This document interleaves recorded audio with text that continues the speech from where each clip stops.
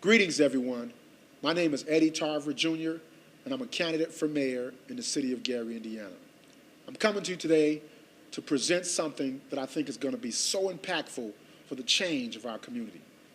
I tell you, I really believe in Gary. I really have proven that I believe in Gary, because when you love something, you make the necessary sacrifices for it to grow. I've done this with my life for the past 14 years. I've given myself to this community, putting things like what we're about to introduce to you in motion since 2005. We've been working on this plan. And I've been learning and building and understanding how to best facilitate it. And now it's ready.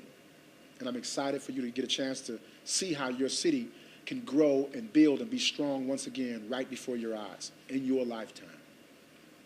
So this plan we're going to talk about, you can see it in your lifetime. We call it our Tarver administration's economic development plan, but our name that you'll see around the city is called the 5,700 Jobs Plan.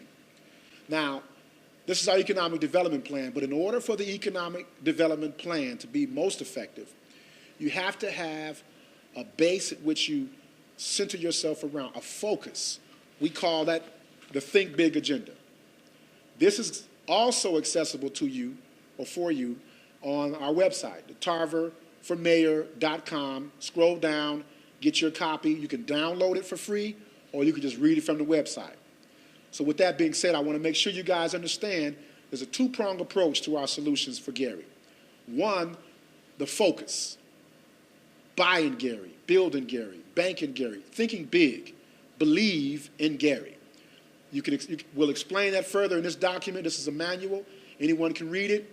We want to make sure everyone understands the first step towards self-sufficiency is having a collective focus. This is our collective agenda right here.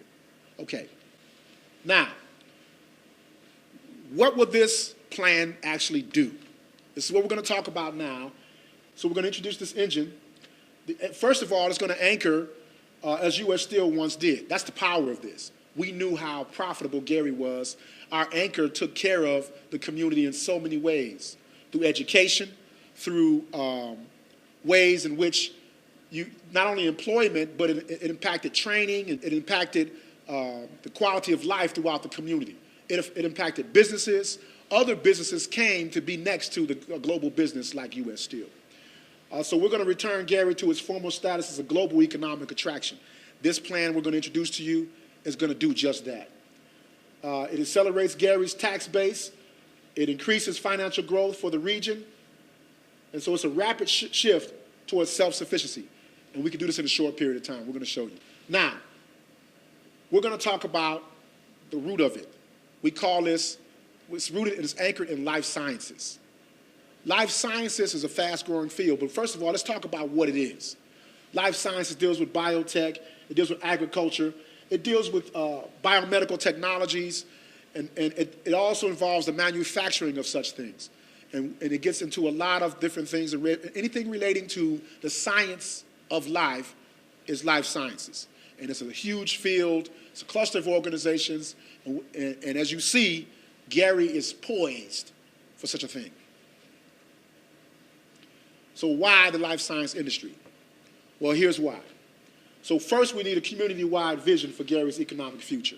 In other words, you can't just have ideas that don't actually anchor the community economically. Gary needs its own economy, essentially, is what I'm saying. In order for that to happen, it needs to have something that is strong enough to sustain all different aspects of what Gary needs. So we need a strategy to support innovation and improve entrepreneurialism among firms in our key industries and clusters. So here's what's got to happen also. This is going to spin off into so many different things. And that's what we have to understand when you have an anchor. An economic anchor does that. So in conclusion, what it does, it establishes a life science industry in Gary, will create an economic anchor which would restore stability to our city and generate prosperity exceeding that which U.S. Steel once provided to our community, without the pitfalls of past economic endeavors.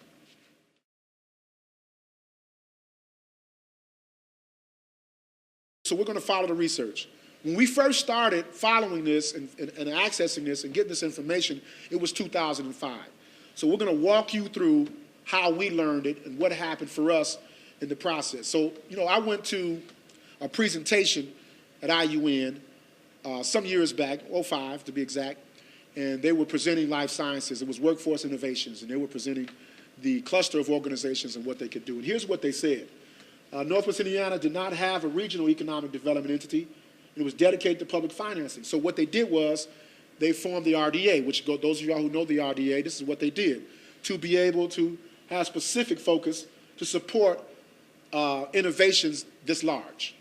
Now, of course, it could be argued whether or not you can still do this. There's other entities that were established to do that. But for the most part, the RDA was established, and it was done roughly September 26, 2005, that same year.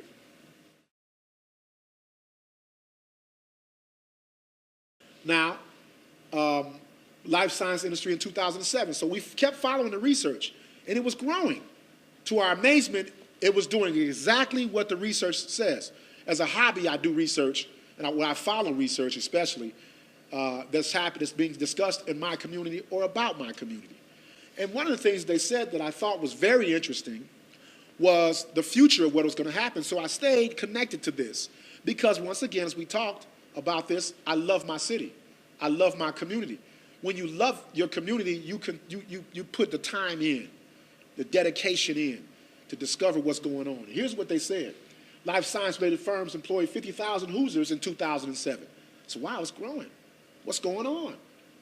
So at that time, it represented 1.7% of the total employment. And as it concluded, the employment in Indiana increased by 33,000 between 2001 and 2007.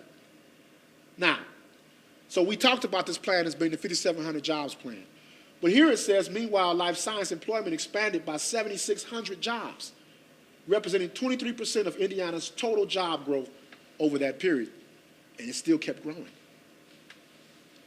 By the time 2007 concluded, the annual wage was, typical life science job was $82,000 a year. And as we went further, in Indiana, the life science job more closely resembles a national average than average Indiana jobs in 2007. And then we go further. So we jump forward. Now, I did a lot of research over these years, but I want to try to condense this. In 2016, here comes even more interesting facts that really exposes what's going on. $62 billion economic impact for the state, according to the data. $62 billion at this time. Now, this is something that we have to really pay attention to. Indiana maintained its status as the second largest exporter of life science productions within the U.S., and during that time, it was $9.9 billion. Now, Indiana life science sector, a national leader with 56,000 employed people. And that is awesome for Indiana. Well, then we're going to show you how Gary gets in on this.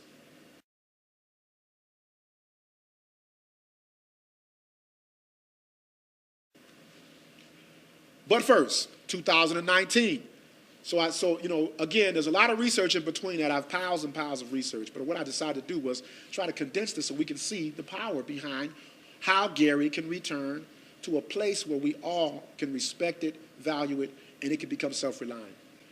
The economic impact of the state's life science industry comprised of pharmaceutical and medical devices and so forth and so on.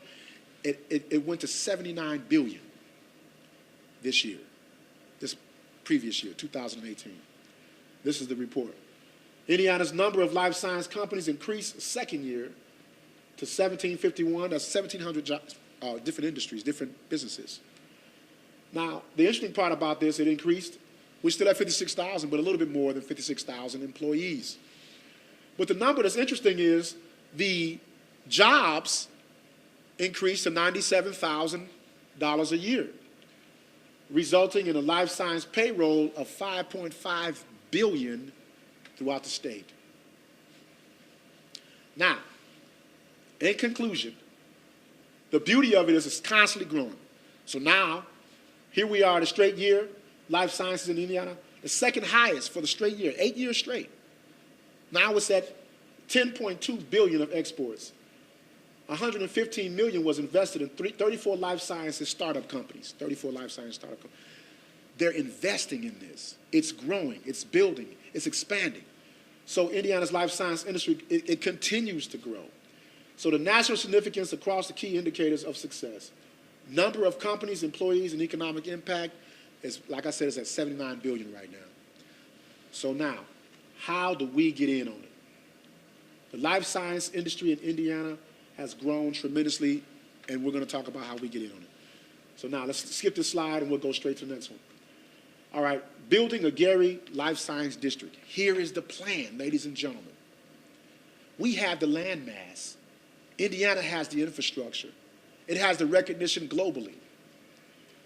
What we need to do at this point in time is use our land mass and create what the Tarver administration is going to do, what we call a strategic zoning. Strategic zoning works in with a plan that shows you how to use every inch of your land mass. When people are in on the plan, they can feed and fuel this community. But first there has to be one. So a life science district that will encompass the various different industries or entities in this cluster of organizations within life sciences. And the beauty of this is that we can designate an area. Within that area, we're going to create the incubators necessary for the business, but more importantly, it's going to impact the residential, and we're going to create a business sector or cluster around it, the life science district. So we set these business corridors up around it. Next thing you know, you have a blossoming area that can be an example to any city throughout the country. So here we go. So we attach the business, as I mentioned, the business and residential corridor to the district. We connect an education incubator to the district.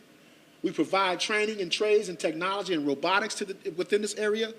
We expanded and established a global marketing tool for perpetual growth within this district. We use economic growth to reinvest in community stabilization. That means, let me explain to you, that also means that when you read the Think Big agenda, there's a component in there that talks about the Gary First Foundation, which we started actually back in 2011. So the residue, if you would, the residual that comes from the life science district goes back into a grant-making entity. So we don't have to beg for handouts anymore. The monies that come from our own economic development goes back into our nonprofit sector, and now the grants that we get come from our development versus grants that make us dependent and grants that put us in a situation where we are unable to actually facilitate what we need. So we're going to create our own grant-making entity that will then give back to our nonprofits who are doing wonderful work in our community. We're going to set this up where we become genuinely self-sufficient, truly self-sufficient.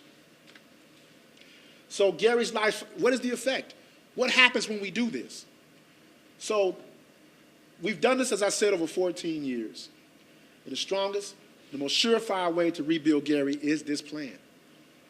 New advancements in educational institutions are likely to occur after introducing a new industry that offers prosperity and encourages learning.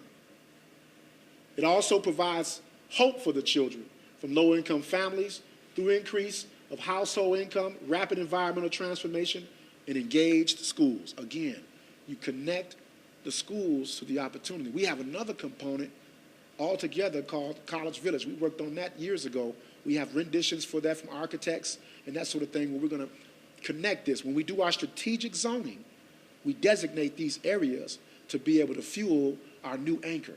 And our new anchor fuels it in exchange. We become genuinely self-sufficient. The $79 billion that are already there, we simply just get a piece of it. It's already happening without us. All we have to do is tap into it and utilize it by strategic zoning. That's what we're going to do. Ultimately, Gary's success becomes an example and a model for other similarly distressed communities, just like Gary. This is what we do. I'm very excited to show this. These are our sources. Those of you who want to get more information on that, let me just share this with you in closing. I think in order for someone to run for mayor, of the great city of Gary, Indiana. That love that we hear everyone saying that they have should have been or should be seen and shown through what they've done before running for office, not once they get there, because that's not genuine. It's not genuine because it has not been tested. It has not been proven to be the love that you expect. Love is through good and bad. Love is through trial and error. That's how you know, because it reveals your genuine interest. So in other words, you have career politicians who get a check. Take the check away and ask them to still love the city then. Remove the political ambition or the forward motion. Remove the opportunity of career advancement and see if they still love you. See if they will show that love. You know how we know this is not true, that they don't have it? Because they didn't do it beforehand. They haven't done it. And they won't do it because that's not their interest and their focus. It's time for us to remove that out the way, bring to City Hall a power base that is about you, been developed for you, and that will be facilitated by someone who genuinely loves. Thank you.